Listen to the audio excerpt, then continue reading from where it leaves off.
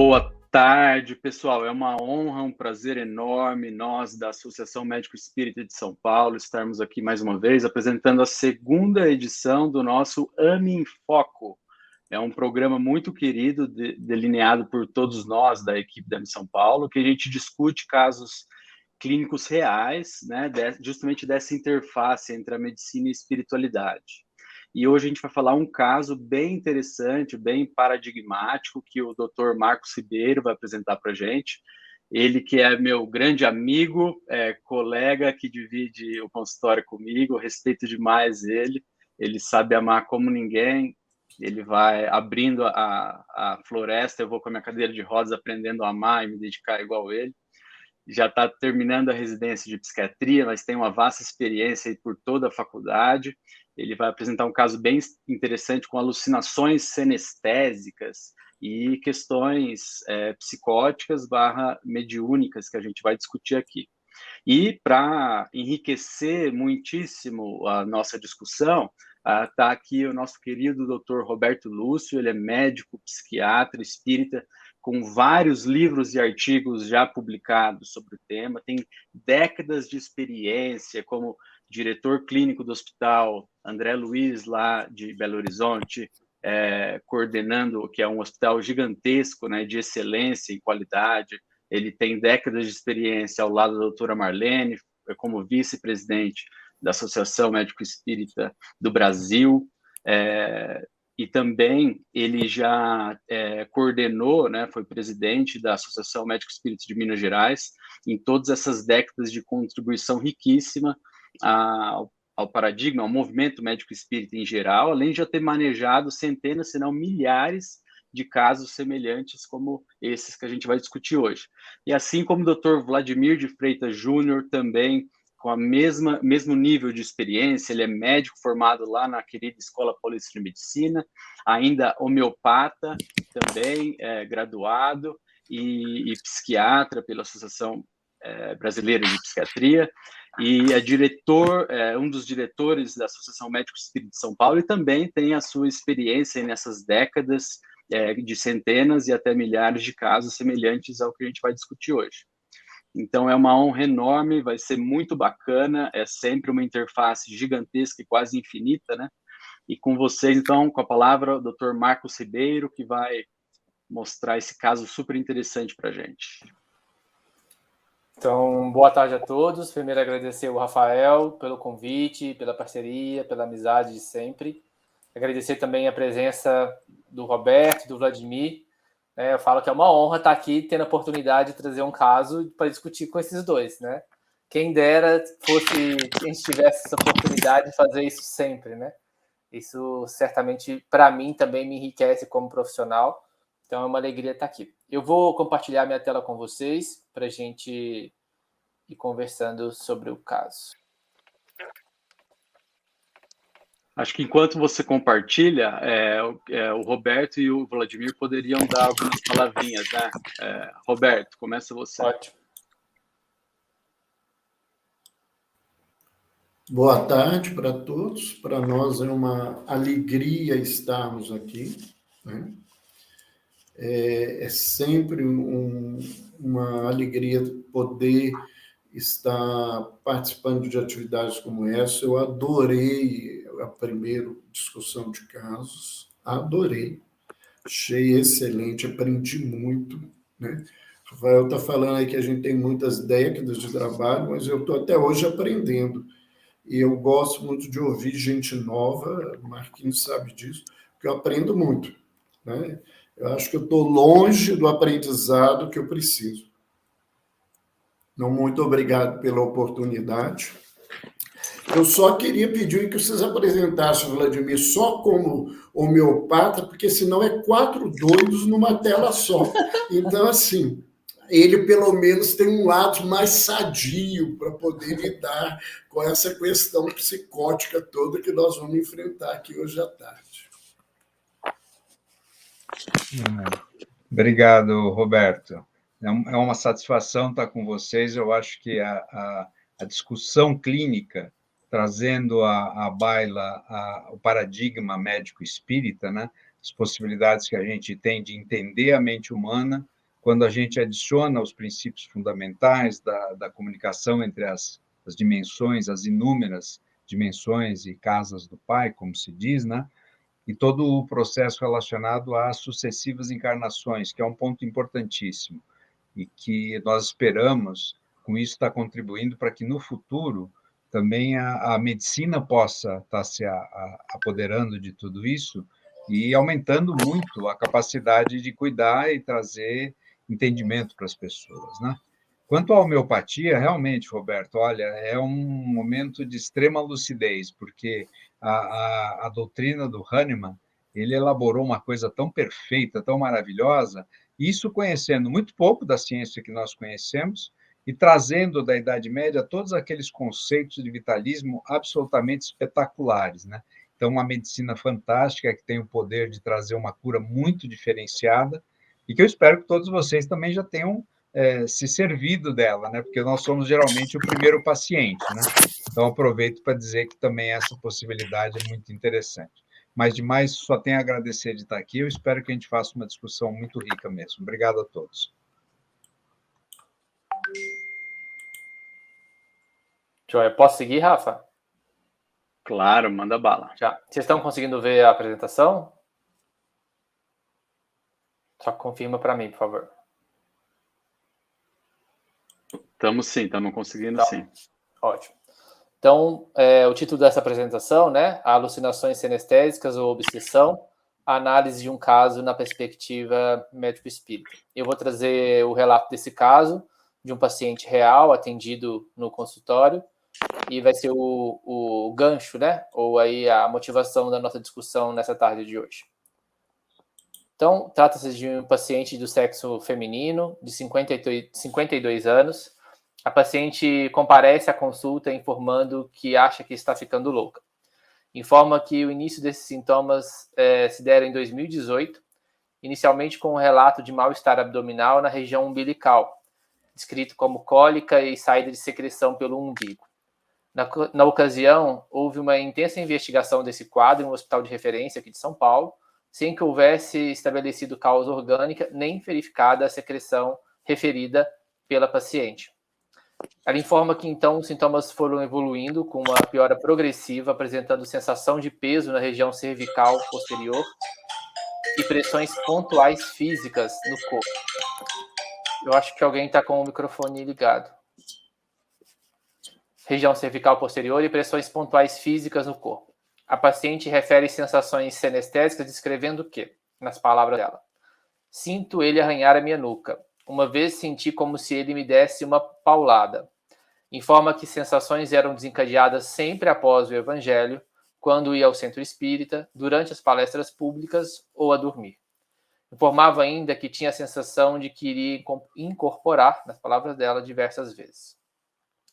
Em relação às impressões sinestésicas, né, ela ainda descrevia que algumas vezes tinha a sensação de que ele colocava algo na vagina dela, como se fosse uma energia parada, e isso acontece após eu procurar coisas edificantes.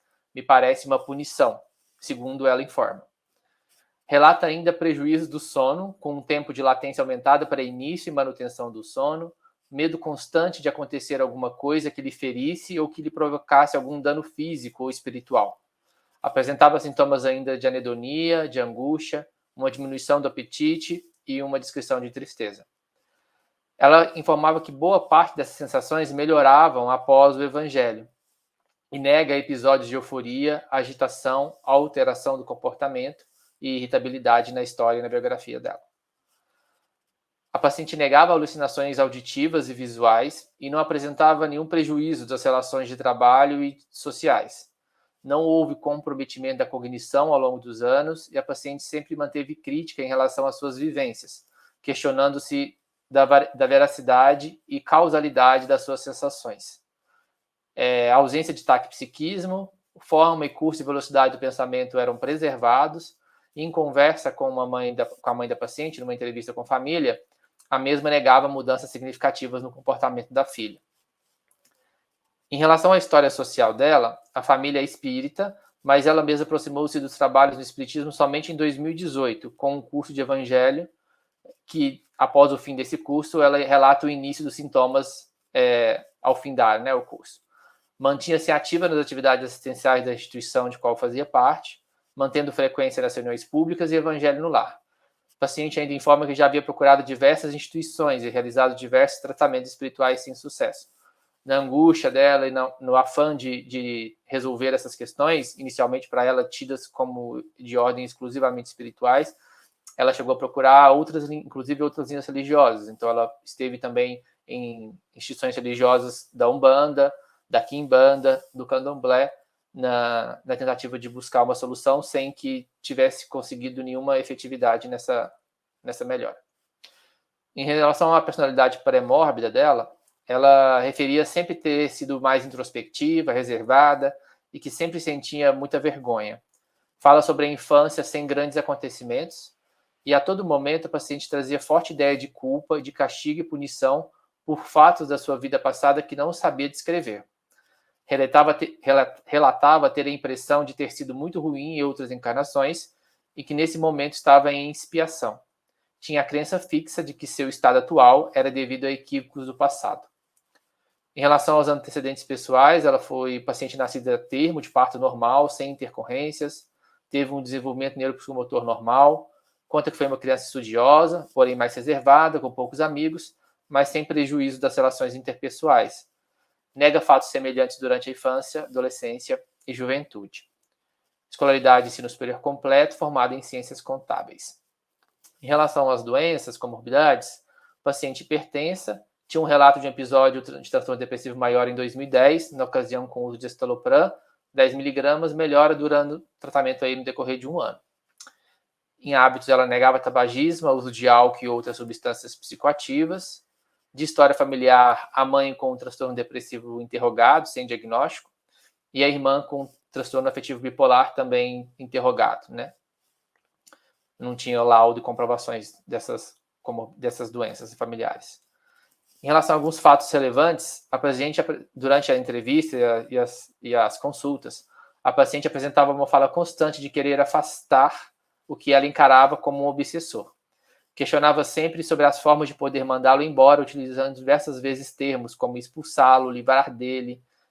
Muitas vezes referia como a esse que ela considerava obsessor como um gnomo, sempre com um tom de emoção no sentido de raiva, de irritabilidade e muitas vezes colocando palavras em tom pejorativo também em relação àquilo que ela identificava, segundo ela, como obsessor.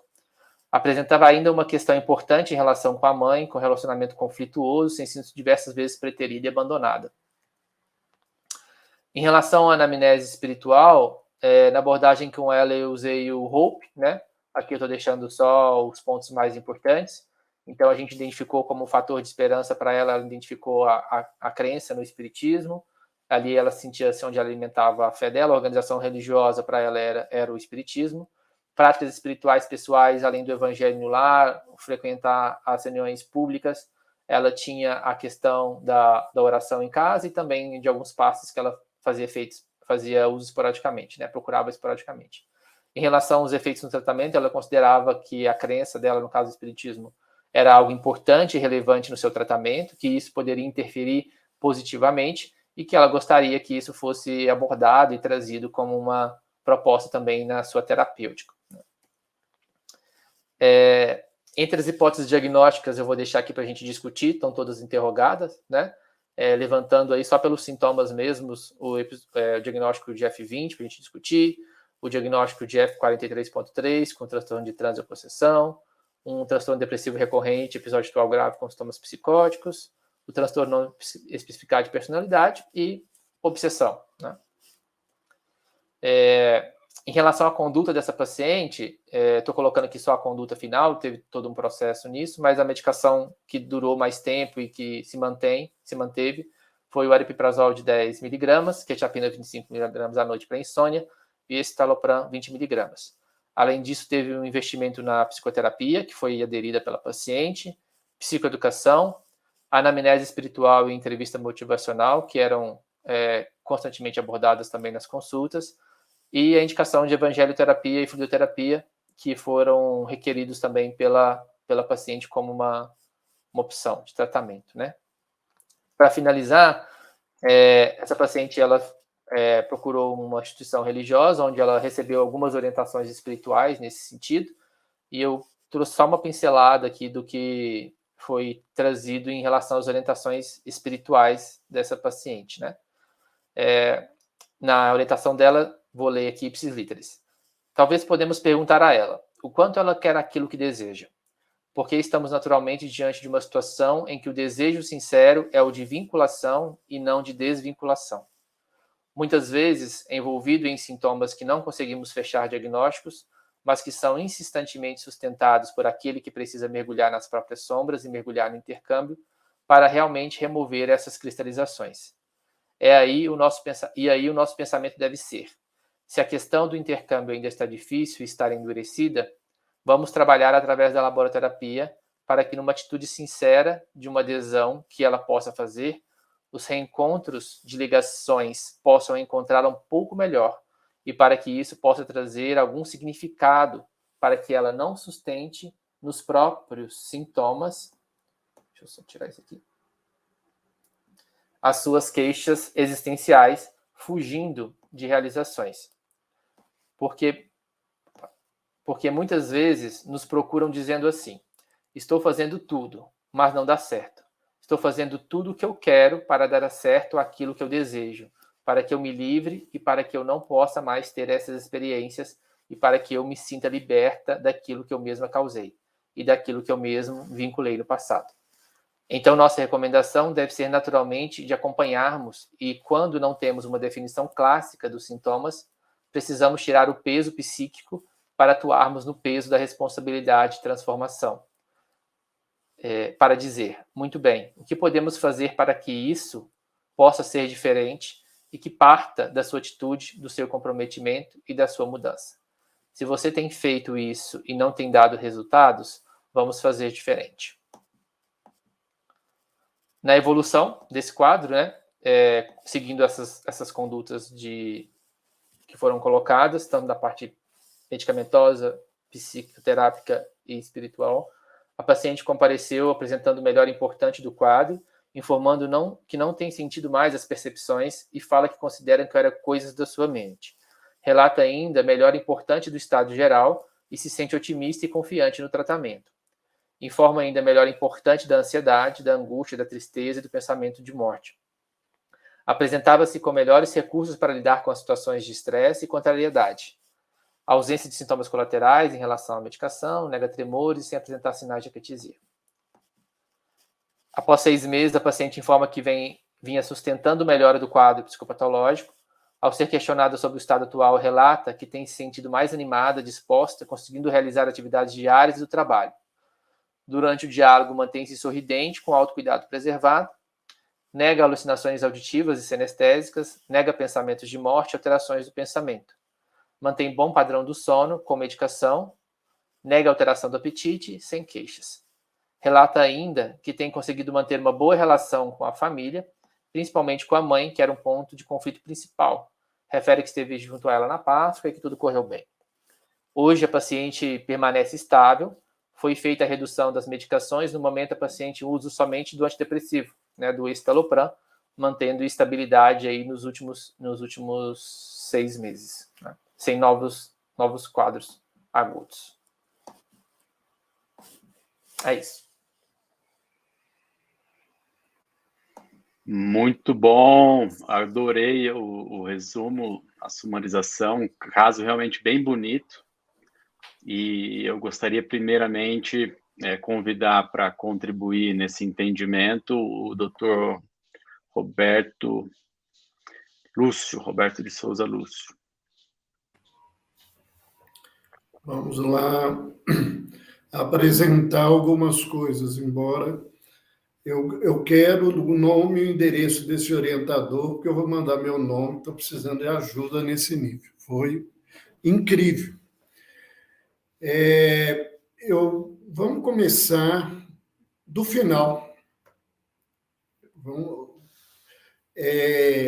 Alguém que está tomando antidepressivo só, que a possibilidade de ser esquizofrenia não existe no contexto da história. E que não está apresentando mais o conteúdo psicótico que estava apresentando, provavelmente isso não é um quadro psicótico. A experiência da gente mostra que essas coisas, para fazer viragem, se fosse um quadro bipolar e não um transtorno de humor, que a gente tivesse desconhecido as fases de hipomania do paciente, seria interessante, né? Nesse contexto. Essa colocação dos espíritos, ela é muito interessante porque ela me lembrou um caso de um paciente no grupo de estudos de espiritismo e psiquiatria, que ele reclamava que os espíritos não tiravam de perto dele o espírito obsessor dele. Ele tinha um processo epilético, ele era um profissional da área de saúde, e às vezes tinha crises convulsivas dentro do consultório. E ele tinha anos disso e tinha certeza que era um obsessor, e ele mandou fazer uma reclamação mesmo. Eu participava do grupo de atendimento fraterno, do grupo de acolhimento dos pacientes, que era para reclamar com os espíritos por que eles não tiravam o espírito. Eu coloquei isso para o grupo e a gente pediu uma orientação, e o Carlos mandou nos dizer que aquele espírito que ele dizia que estava obsediando ele estava reencarnado, era uma criança de 9 meses, que ele todo dia visitava o menino no berço para criar problema com o espírito reencarnado. E que se tinha alguém que estava obsediando alguém agora, era ele, e não o outro. Então, quando ela diz que eu quero desvincular dele e ofende ele daquele jeito e cria, ela está criando vínculo, ela não está criando desvinculação. Né?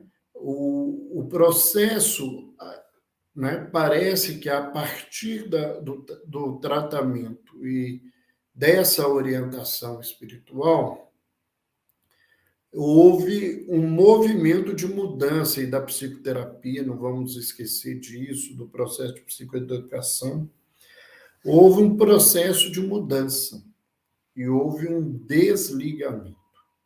Né? Certamente esse processo ele iniciou por um sentimento de culpa. A partir do estudo do Evangelho, isso eclodiu-se, né? Eclodiu na vida dela. E criou esse processo. Né?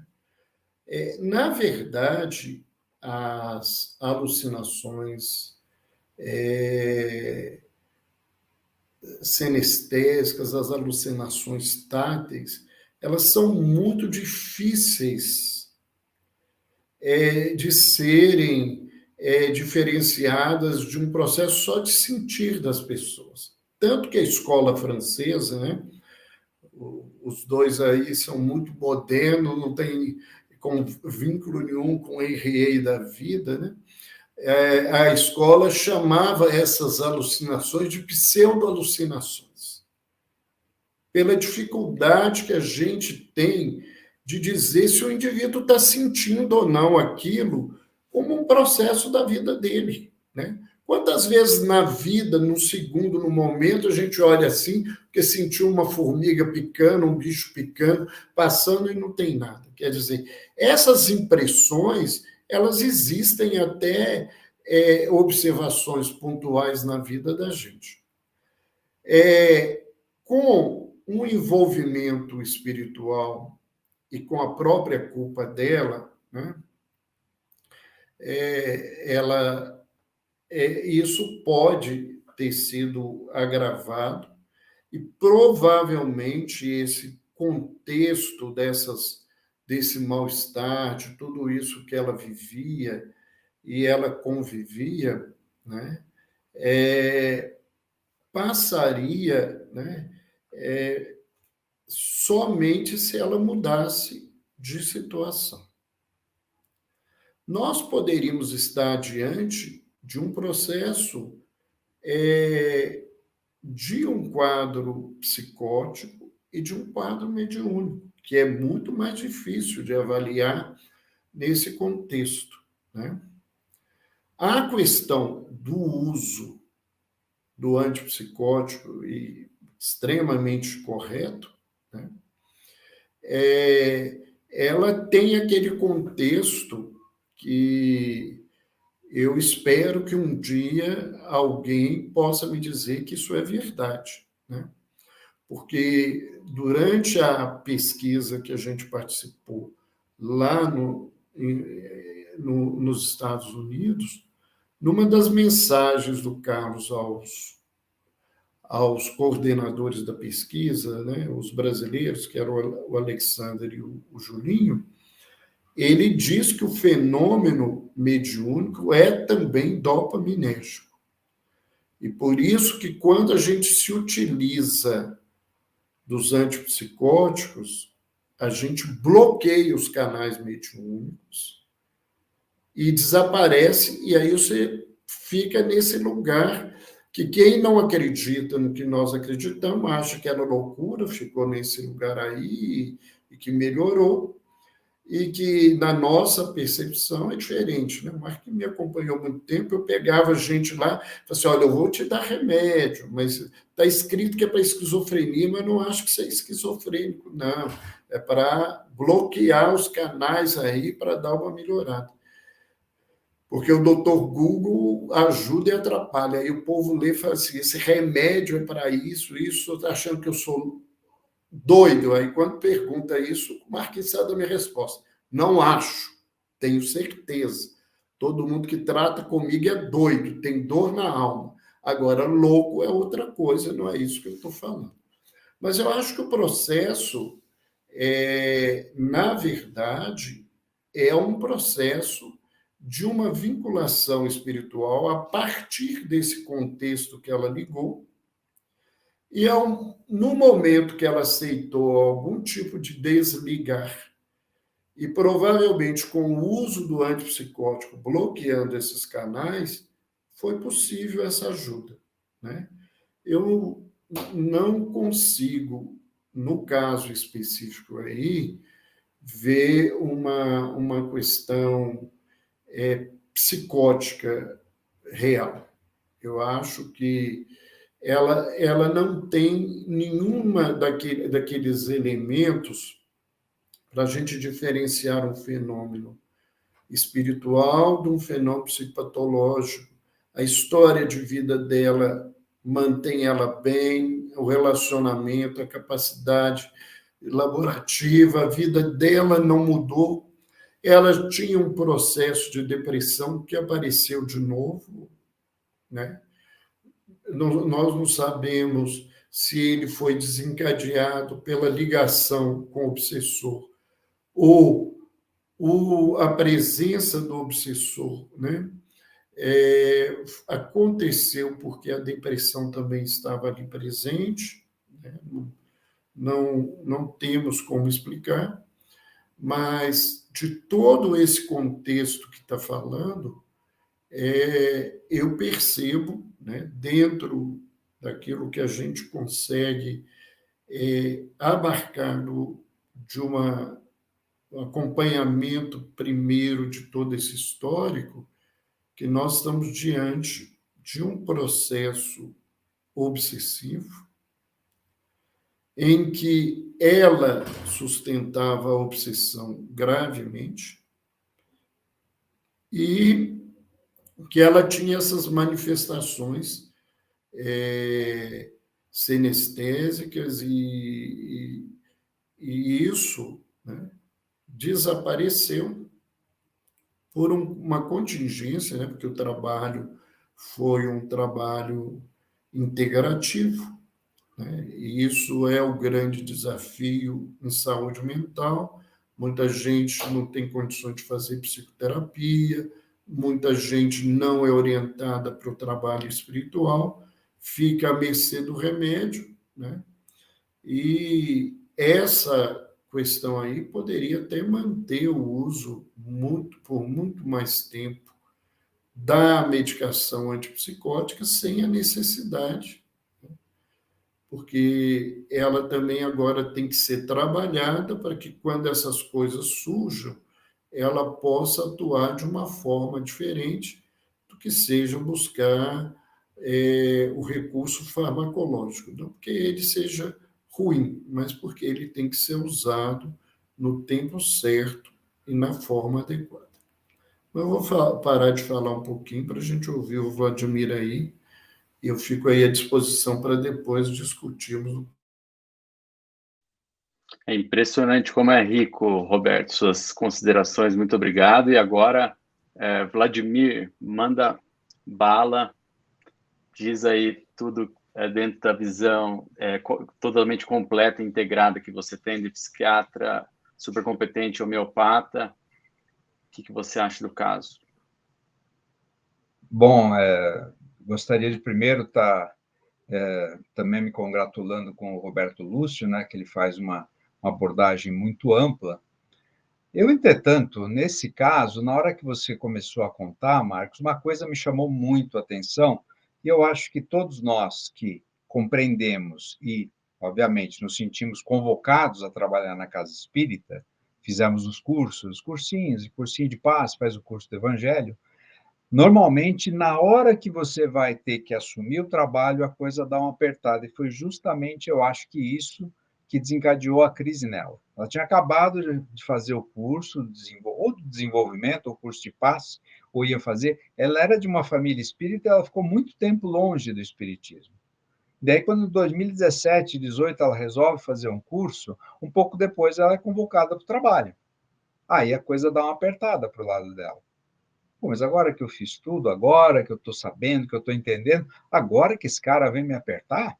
Não é possível isso daí. Tem uma coisa errada, tira ele daqui, né?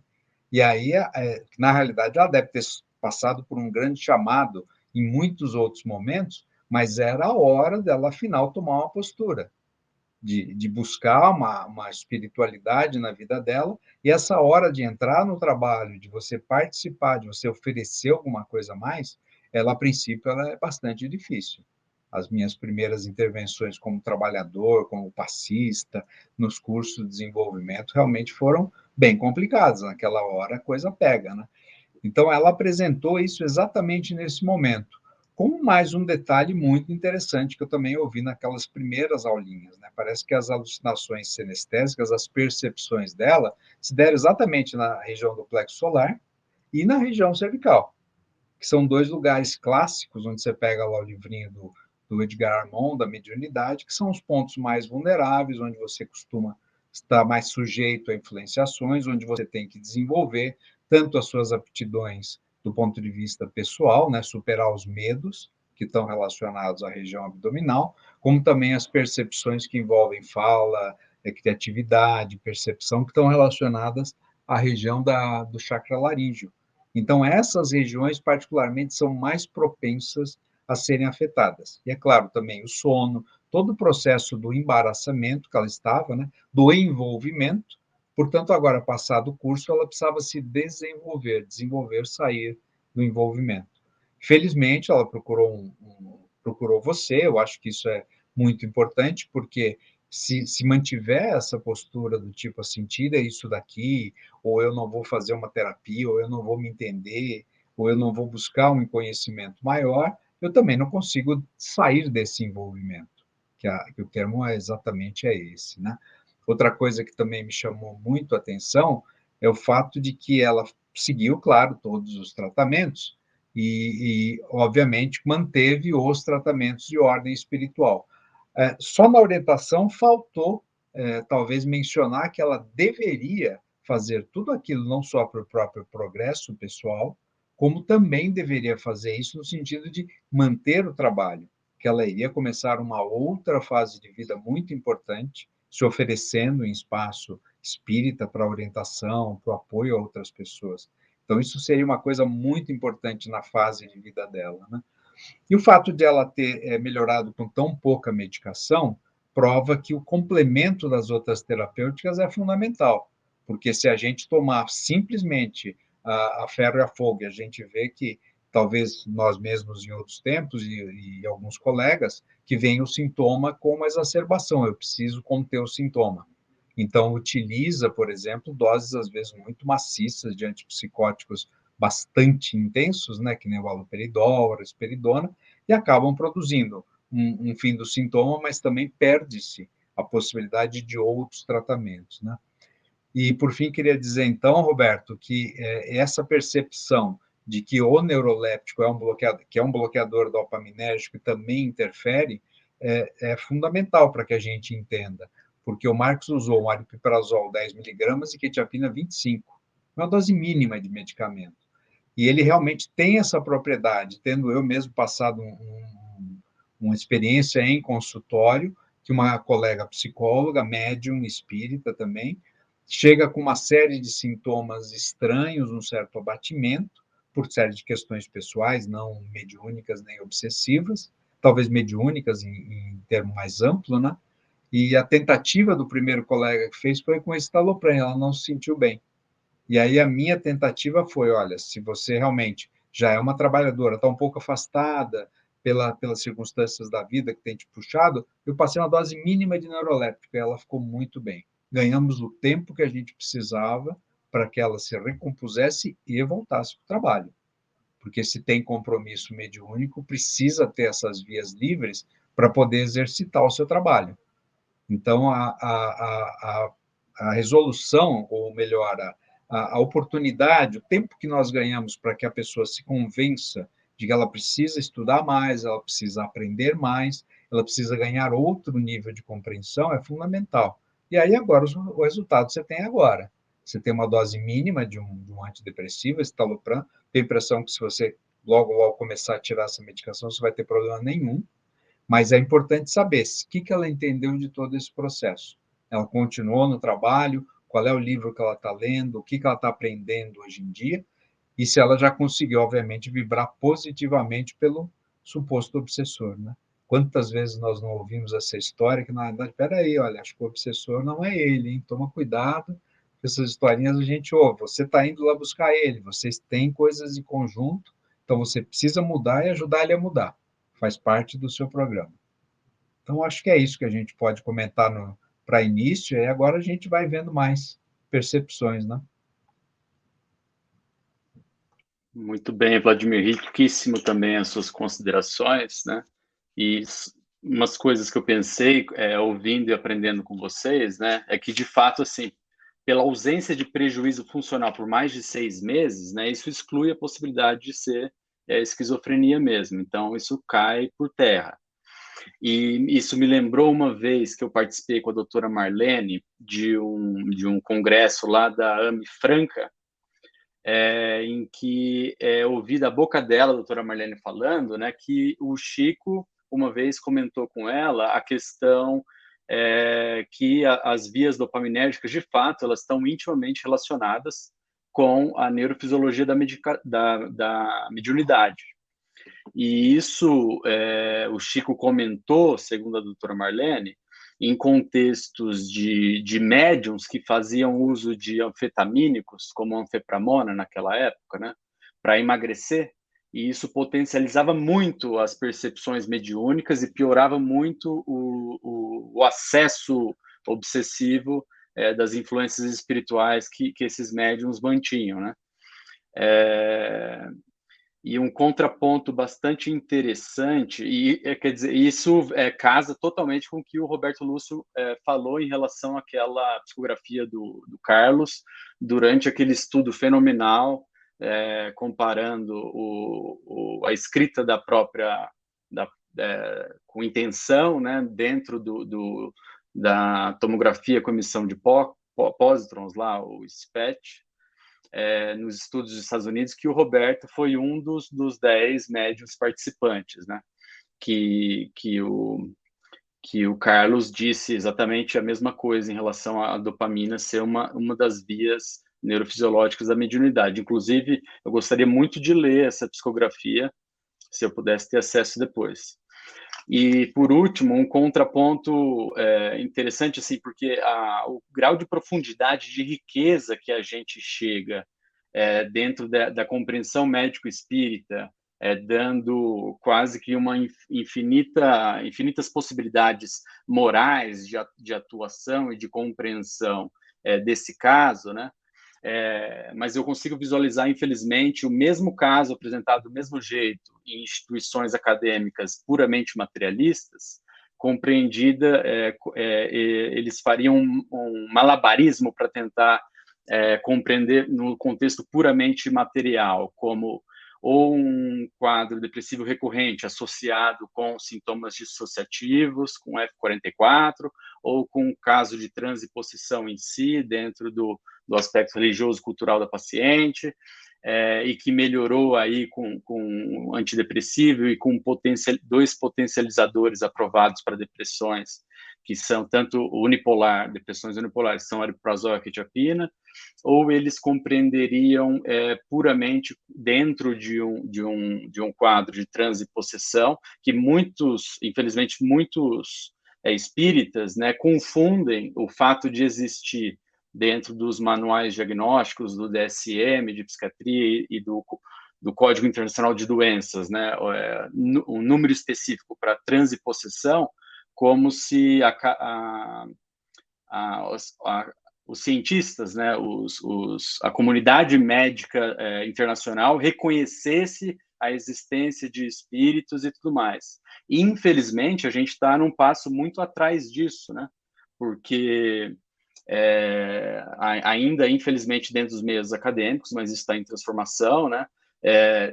Se tem uma ideia da hipótese de que a mente é uma secreção do cérebro, né? Eu gosto da ideia de que isso é um contrassenso e ridículo a gente pensar. Seria o mesmo jeito a gente pensar que o tempo é uma secreção do relógio. Porque é muito claro para a gente, né, entender que a mente, o cérebro é puramente um instrumento de manifestação da consciência, da mente e do espírito. E agora a gente abre mesmo para a gente conversar mais livremente, né? O que você achou, Marcos, de tudo que foi falado? O que foi bacana, na sua opinião? Eu acho que é sempre bom ouvir, né? Isso ajuda muito e ter assim essa percepção reforçada, assim, né? Então, eu vendo a evolução dessa paciente em questão, né? Sem sombra de dúvida, o que eu noto que teve um efeito mais duradouro, mais importante na transformação dela, realmente foi o processo dela de modificação. Então, na história, tentando trazer tudo, a gente não consegue, talvez, ressaltar os pontos mais marcantes nesse sentido, mas a relação dela com essa figura que ela encarava como obsessor, da minha perspectiva, desde o primeiro atendimento, ele era o ponto central de todo adoecimento ali, né? Para além da pura vinculação. Então, era uma relação quase como se estivesse falando naqueles casais que estão assim, brigando no relacionamento, tipo, eu não te quero, mas não sai daqui de perto, né? Então, isso ficava todo o tempo, e era sempre uma fala em relação a esse obsessor, que ela colocava como obsessor, no sentido continuamente foi reforçando, né? Queria afastá-lo para ele sair daqui, era uma fala agressiva, às vezes forte.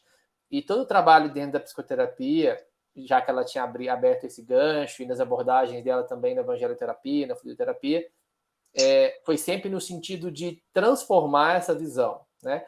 E que talvez essa libertação, essa desvinculação, se daria não por um afastamento forçado, né, imposto, como ela buscou, inclusive, buscando diversas religiões, diversos locais, na perspectiva de que uma força seria capaz de arrastá-lo, né, de desgrudá-lo, assim como ela usava.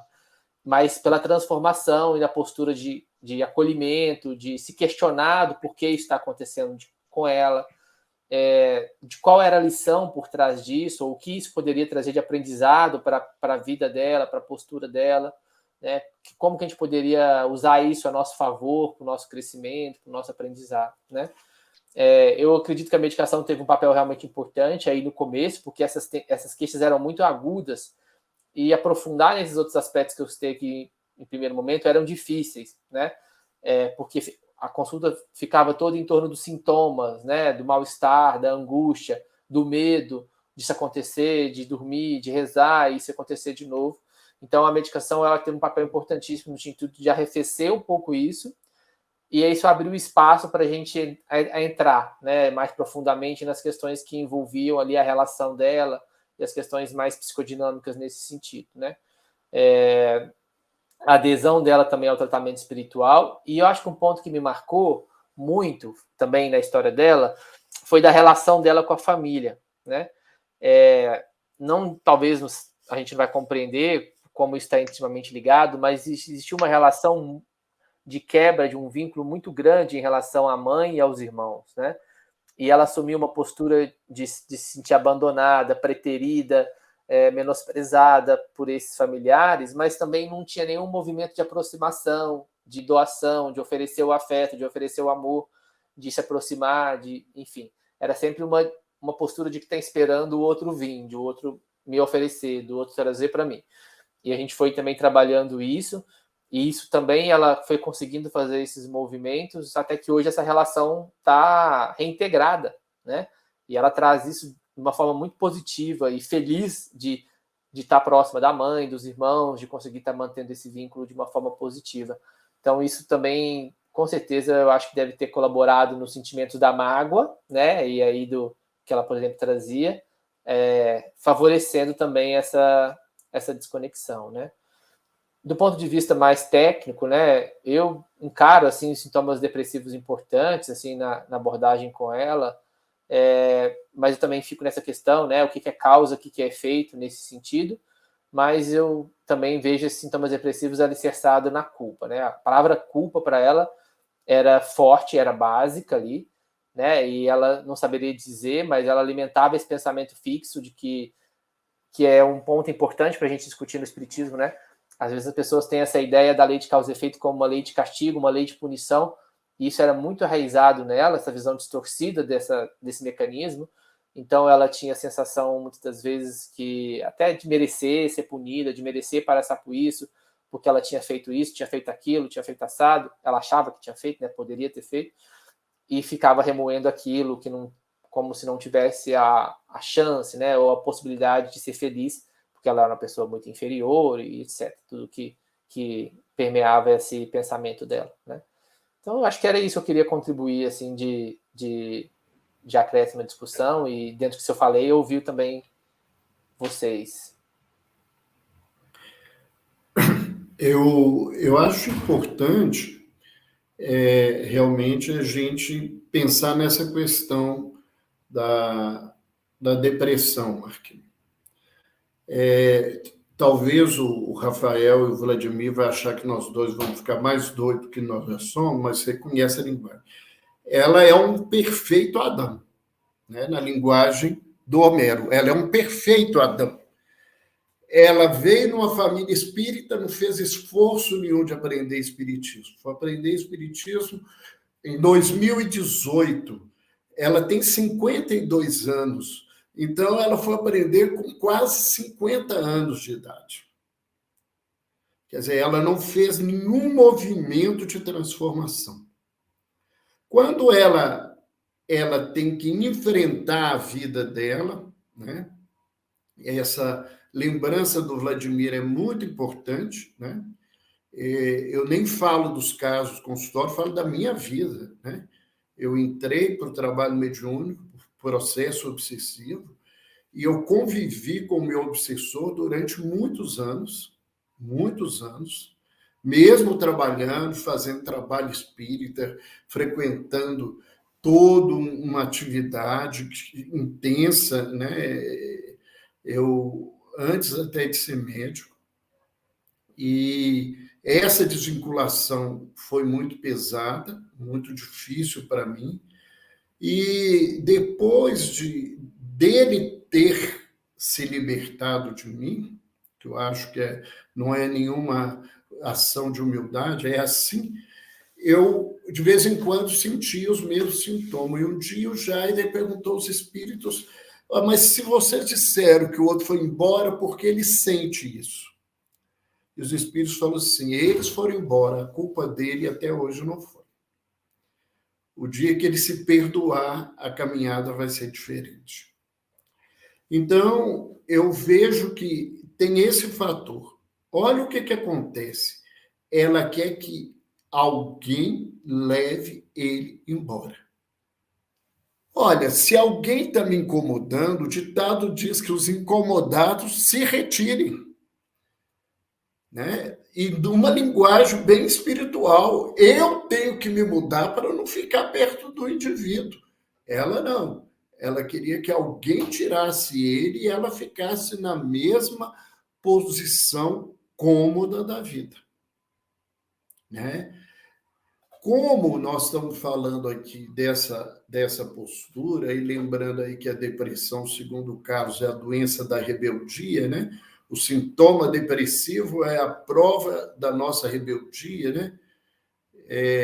Deus não me dá o que eu quero não quero que Deus me dá, então eu não vou viver, porque eu não quero viver a vida que Deus me dá. Eu não sei se ela vai conseguir se liberar disso muito próximo, porque essa caminhada é uma caminhada de transformação muito intensa. Né? Então, pode ser que a tentativa da retirada do escitalopram possa voltar às alterações do sono, alguma coisa de tristeza, de anedonia, né? Isso, na prática, os antidepressivos não incomodariam o processo de trabalho espiritual, se ela tem algum tipo de mediunidade para trabalhar, isso ajudaria, né? Não dificultaria, porque ela estaria mais sustentada. Mas eu vejo, nesse contexto, nesse histórico, né, a gente ter que trabalhar a questão do trabalho, do esforço, da transformação, sair do lugar do comodismo, né, da postura do Adão, que, Senhor, não fui eu, né, foi a mulher que me deu para comer. Eu não tenho nada a ver com isso. Né? Como seus três já ouviram falar, para mim é assim. Ela abriu a boca do Adão e enfiou. Acho que ela mastigou um pouquinho para pôr lá, para ele ter que engolir de qualquer jeito, porque ele era um santo e a coitada da Eva está até hoje pagando pecado no judaísmo como responsável da queda dos homens do paraíso. Então, é a própria postura do Adão. Ela não se responsabiliza por ela. Ela queria que alguém resolvesse esse problema para ela. Né? A vida colocou ela diante do Evangelho, aí não dava mais para esconder que eu não tinha culpa no cartório. Né? Aí, nesse contexto. Eu acho que a explicação mais filosófica tem muito mais a ver com a questão... a outra aula estava tão clínica, né? Melatonina, essa coisa toda, pode, não pode usar, que quantidade que usa, não usa, né? Essa coisa toda, de um ponto de vista bastante técnico, eu acho que nós estamos diante de uma mediunidade atormentada ou de um processo obsessivo pontual de despertamento e que se transformou numa doença pela postura dela. Pelo jeito que você me disse, ela adoeceu em 2018, chegou às suas mãos em 2020, quer dizer, ainda deu um tempinho, sei lá o que ela fez nesse caminho todo ainda, indo atrás de quimbanda, umbanda, para tirarem os espíritos dela, né? Faltou ela falar para você ficar com os espíritos no consultório para ela, porque de vez em quando uns acham que a gente pode ficar com eles para a gente e o fulano ir embora sem problema nenhum. Né? Isso é muito relevante, a gente ouve desde muito dentro da doutrina espírita que o vínculo se cria mediante uma situação que houve responsabilidade de uma ou de ambas as partes, né? Você é eternamente responsável por aquele que você cativa, ou maltrata, ou tortura, ou seja lá o que você fez. Então, você vai ter um vínculo, e esse vínculo só cede à sessão de ambas as partes, de comum acordo, que compreenderam da nossa imperfeição, da necessidade do aprendizado. Então, não adianta, muito pelo contrário, eu já vi sessões dessa, que você, de alguma maneira, rompe o vínculo de uma forma um pouco mais abrupta, mas não tem a devida mudança emocional, espiritual, e a pessoa fica vários dias sintomático, a sensação de que arrancaram um pedaço do estômago dela, porque é exatamente ali que a gente faz esse tipo de vinculação, se a gente considera aquele estudo da energia, dos chakras, do corpo etérico, né? Todos eles ali estão relacionados a essa região especial, né? Nosso processo é de aprendizado, é de longa data, a gente vai aprendendo dia após dia, e como dizia a professora da minha primeira escolinha que eu fiz da aula espírita, não se preocupe, não, você está vindo, mas você também está trazendo um monte de gente. Você tem aí os seus amigos, foram cúmplices em outras vezes, e estão vindo aqui para assistir as mesmas aulinhas que você estão precisando aprender, e só vão vocês todos ficarem bem quando vocês chegarem no comum acordo. Não erramos, nós vamos tocar uma outra vida, né? Para esse processo, quando a gente olha como médico, Marcos e Rafa, vocês que estão um pouquinho mais novos, né? Mas a gente também continua aprendendo. A gente percebe que toda intervenção medicamentosa, quando bem feita, ela ajuda muito, porque ela mitiga aquele sintoma mais violento, e só corre um risco, a pessoa achar que o tratamento é o medicamento, ou se ela achar alguma outra coisa, porque, na verdade, a gente precisa modificar tudo. O medicamento ganha um tempo, minimiza os sintomas, mantém uma certa funcionalidade, mas o que está acontecendo? Ah, é falta? Não, isso tudo que aconteceu no seu cérebro vai acontecendo por uma determinada razão. O medicamento compensa isso, dá uma pausa para você voltar a raciocinar, volta a dormir um pouco mais, descansou, vamos entender? E o que está acontecendo? O que está acontecendo é esse processo, você está despertando para alguma coisa, a sensibilidade sua em todos os níveis, não é só mediúnica, né? Que foi se aproximar de família, foi fazer terapia. Então, tem uma emergência de sintomas que, felizmente, traz a pessoa para a realidade.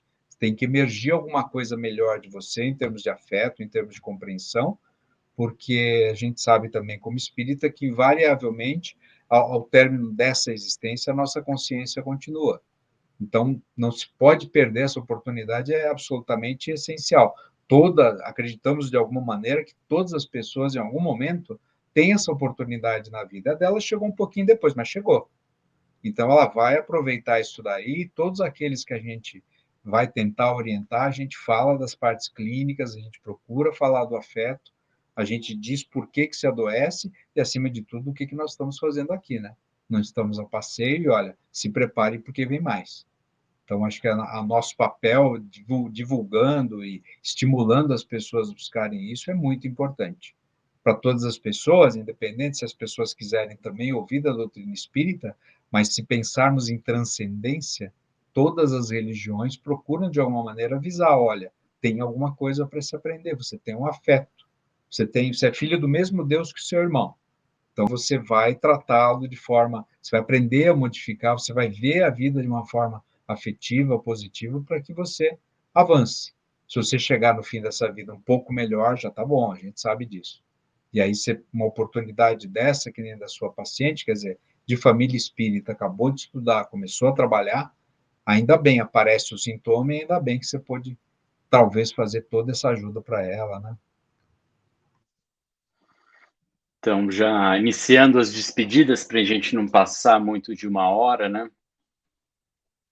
Foi uma alegria imensa para o meu coração perceber, nas palavras do Roberto e do Vladimir, alguma coisa assim que intimamente, no dia a dia, atendendo os pacientes, é algo internamente que eu não tinha exposto para ninguém, né? Mas é impressionante que os pacientes só melhoram a longo prazo e ficam a condição de dar alta mesmo sem remédio, aqueles que tomam as rédeas da própria vida, né? Passam a se responsabilizar por si mesmos, basicamente, né? E eu costumo dizer, né, que depois que o tratamento medicamentoso ele é instaurado e dá o alívio que ele é capaz, né? Existe uma bifurcação de duas entradas. Uma é aquele paciente que fala assim: nossa, que bom que eu estou melhor, agora eu vou poder voltar a fazer igualzinho eu sempre fiz e ficar na minha zona de estagnação / zona de conforto, né? E o outro é: nossa, que bom que eu estou melhor, agora eu vou ter capacidade e energia de correr atrás, de mudar tudo que eu preciso para nunca mais cair nesse buraco e virar alguém muito mais forte, né? E é uma escolha individual. Com o mesmo remédio, vai ter essas possibilidades de bifurcação dos pacientes, né? Então, eu gostaria de agradecer muito, foi muito rico toda a questão da discussão, né? Amigo, desculpa te interromper, só porque a gente tem uma pergunta no chat, só para a gente pode falar.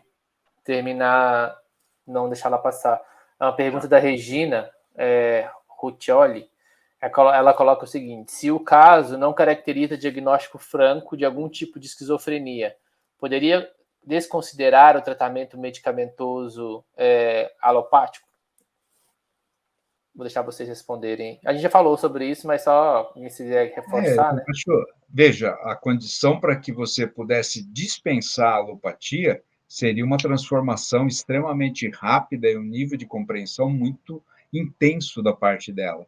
Enquanto isso não acontece, o medicamento alopático, como ela mencionou, talvez a Regina não seja médica, mas se a gente considerar a dose que foi usada, é a dose muito baixa. Então, se você começa, nesse momento, frente a um sintoma agudo, você usa o medicamento e ela aceita as outras terapêuticas, você vai, com o tempo, tendo facilidade para diminuir rapidamente o alopático. Então, ele é usado basicamente para contornar os sintomas. Ele só poderia ser dispensado se a pessoa, em curtíssimo tempo, tivesse uma mudança de compreensão muito profunda, o que não costuma acontecer, né? Para compreender em profundidade, demora tempo. Mesmo não sendo esquizofrênica, né? Desculpa, eu só queria aproveitar inclusive, uma fala anterior do Vladimir, essa questão do remédio. Porque se ele tivesse sido usado em grande quantidade, ou se a pessoa não achasse que era um caso de esquizofrenia, mas um transtorno conversivo, alguma coisa de transtorno aí de identidade, e algumas pessoas utilizam benzodiazepínico nesses momentos, nós poderíamos, nessas duas situações, agravar a situação dela.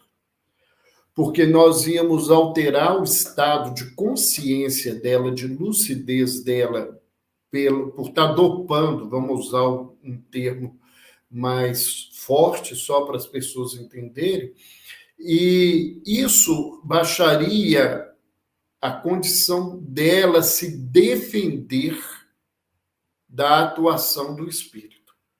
E ela poderia ficar mais à mercê da condição que ela estava. Né? Então, é só para completar isso aí, porque eu acho que, primeiro, a gente, enquanto médicos, psiquiatras espíritas, a gente tem usado esse caminho de utilizar essa medicação para ajudar. E depois, porque a gente tem que ter esse cuidado de não rebaixar a consciência das pessoas e colocá-las à mercê de uma ação, às vezes, quando a inteligência espiritual fora do corpo é muito grande, ele aproveita isso de forma muito absurda.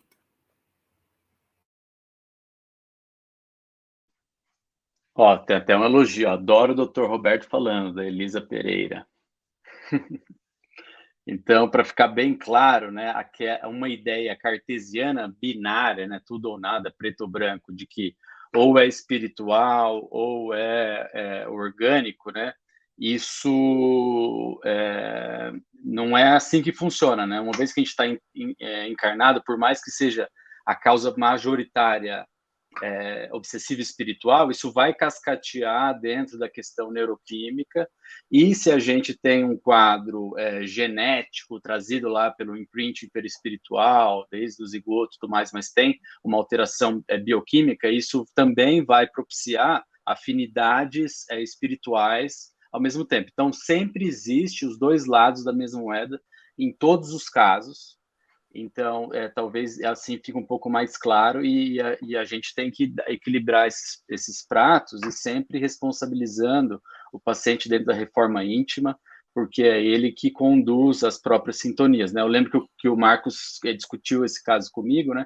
E ele fez um trabalho bem intenso com ela, de mudar totalmente essa vibração que ela tinha em relação a esse obsessor, né? Porque talvez algumas pessoas não entendam, mas o ódio, a raiva, a vontade de descartar, né? O desprezo, coisa assim, isso é vinculação oposta em relação a gente ter saudade, querer bem e querer estar sempre com a pessoa, mas isso é vinculação da mesma forma, né?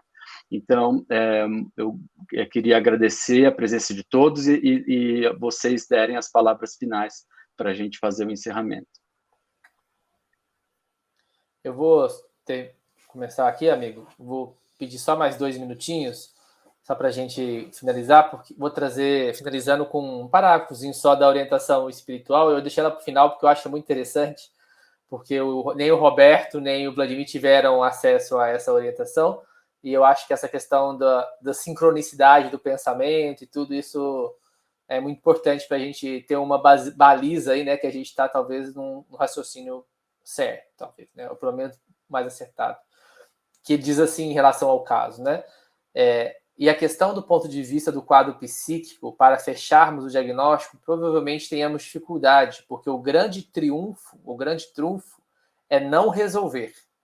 O grande desejo sincero é vitimizar-se do processo do qual é o seu próprio algoz. Então, não encontrar o quadro fechado, seja que possa ele já ter sido encontrado, e dizer a ela, como se te dissesse, né? O teu quadro é um quadro que necessita de uma desobsessão muito grande. A paciente responderia, não acredito nisso.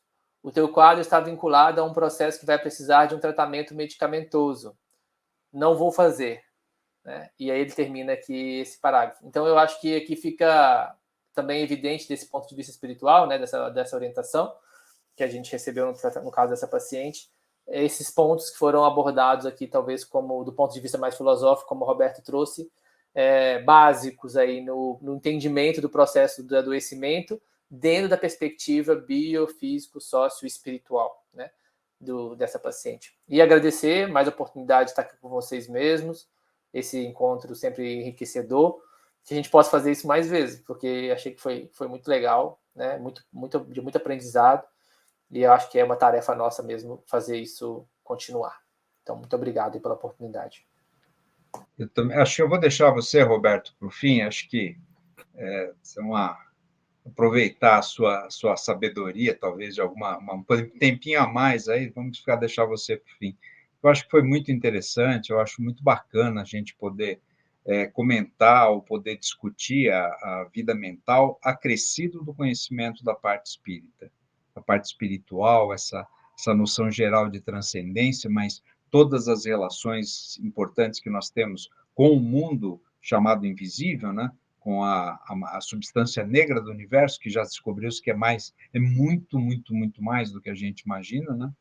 E isso é relatado nos livros das coleções André Luiz e todos os outros, né? Então, acho que a gente, ao ampliar o entendimento da parte mental com a parte espírita, é muito gratificante. Eu acho que de vocês, então, maravilhoso, eu agradeço muito o convite. Por favor, podem chamar assim, que vai ser um prazer participar, tá bem? Obrigado. Eu também queria agradecer, né? Me senti muito honrado.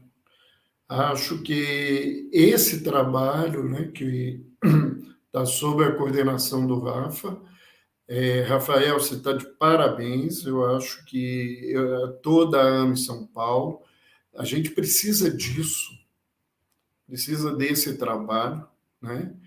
A gente se ajudar, a gente aprender mais todo mundo, né? Foi uma oportunidade de reflexão, de tudo isso, né? Eu acho que melhor do que a gente poder discutir é se alguém do lado de lá pudesse ficar dando supervisão a vida inteira. Mas eu descobri que isso não é verdade. eles às vezes dão um tempinho, depois eu falei assim, agora vocês se virem que o que eu podia fazer eu já fiz, agora vocês que têm que fazer, né? Isso é muito importante. E eu penso, né, que esses casos são importantes. Estou à disposição, falei com o Fábio, que realmente é uma honra estar com vocês, para mim uma alegria, né?